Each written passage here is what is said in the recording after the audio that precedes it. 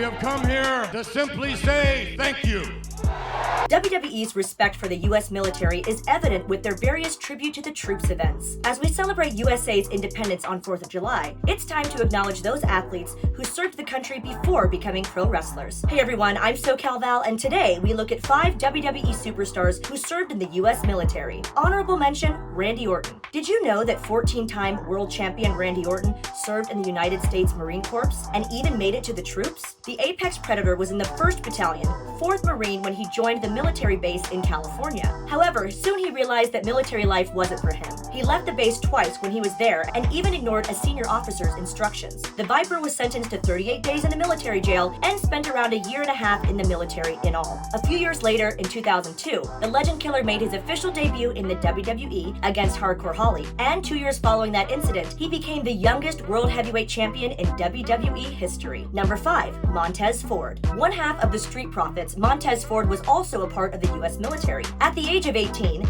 the former Raw and SmackDown Tag Team Champion entered the Marine Corps. Ford departed the Marines in 2012 after serving for 4 years in order to spend more time with his family. He joined WWE almost 3 years later. In an interview with Yahoo Sports, the tag team wrestler claimed that his experience in the military has helped him in adjusting to the hectic life of a WWE star. Right now, Ford and his tag team partner Angelo Dawkins are feuding with the Usos for the undisputed Tag Team Championship. Ever since the two wrestlers formed the Street Profits, they have won the NXT Tag Team Championships, Raw Tag Team Championships, and SmackDown Tag Team Championships. Ford is married to the Raw Women's Champion Bianca Belair. Fun fact. Number 4, Road Dogg. Oh, you didn't know? Yes, this catchphrase is synonymous with Road Dogg Brian James. He made a name for himself as one half of the popular tag team, the New Age Outlaws, during the Attitude Era. Being the son of WWE Hall of Famer Bullet Bob Armstrong, it was Road Dogg's destiny to become a wrestler. But you might not know, long before he became the mouthpiece of the New Age Outlaws, or DX, the former Intercontinental Champion put his in-ring career on hold to serve his country and joined the United States Marine Corps in 1986. Road Dogg served as a platoon sergeant in charge of 33 Marines during Operation Desert Storm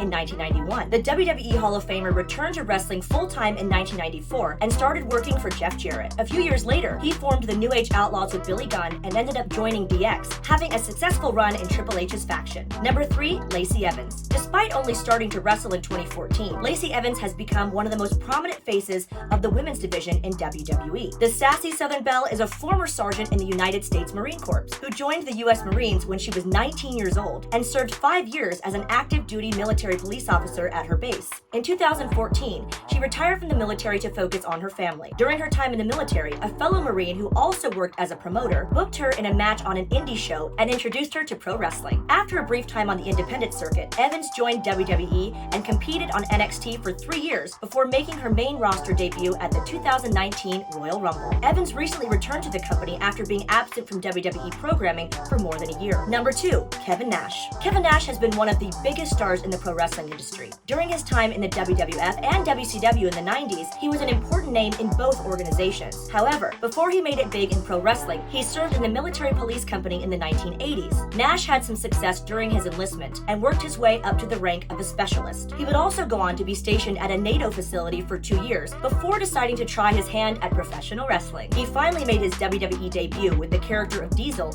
in June of 1993 as Shawn Michaels' bodyguard. Soon after, he became the WWF champion in 1994 and held the title for a year before leaving the company in 1996 for WCW. In WWE's rival promotion, Nash formed the New World Order with Scott Hall and Hollywood Hulk Hogan. And as they say, the rest is history. Number 1, Bobby Lashley. Not everyone knows that former WWE champion Bobby Lashley comes from a military background. His uncle served in the Vietnam War, and his father served for 24 years as a drill sergeant. He has 3 sisters, one of whom was an Air Force officer. Following in his father and uncle's footsteps, the Almighty joined the military after graduating from college. He even won a gold medal in amateur wrestling at an event hosted by the International Military Sports Council, and spent 3 years in military service before starting his pro wrestling career. Lashley joined WWE in 2005 and quickly became the top prospect in the business due to his sheer size, strength, and an abundance of athleticism. A complete package indeed. Unfortunately, he left the company in 2008 to pursue MMA and had success there as well. The Almighty finally returned to the WWE in 2018,